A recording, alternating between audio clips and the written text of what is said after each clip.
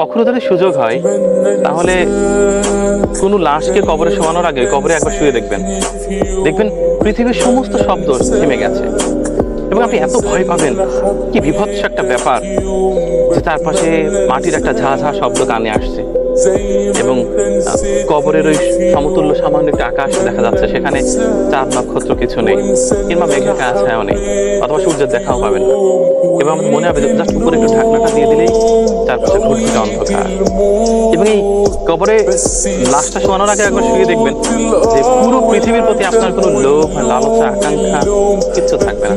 মনে হবে যথেষ্ট হয়েছে, থামি এখন। মানুষ এই ফিলটা নিতে চায় না অনেকে। মাটি বিশাল একটা জিনিস।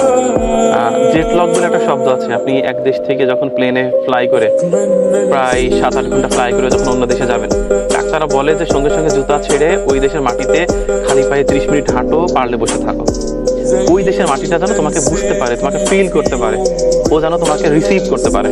নাহলে যদি এরকম হয় তুমি ফ্লাই করে আবার জুতা পায়ে ঘুরছো, রেস্টুরেন্টে যাচ্ছ, তাহলে কিন্তু তোমার বমি হতে পারে, মাথা যন্ত্রণা হতে পারে। এর কারণ হচ্ছে একটাই, মাটির সাথে আমাদের দূরত্ব তৈরি হচ্ছে। মাটির সাথে দূরত্ব তৈরি করা যাবে না। মাটি খুব মায়ার, মাটির চেয়ে মায়ার কিছু নেই। মানে আমার এই সময়টা না আমার জন্য যন্ত্রণাদায়ক। এই সময়টা আমার পছন্দ হচ্ছে না এবং আমার না কারোরই হচ্ছে না। মুখে কেউ বলছে না তাই। তাহলে কি 10 তলা বিল্ডিংয়ে মাটির কলসে কেউ পানি রাখে?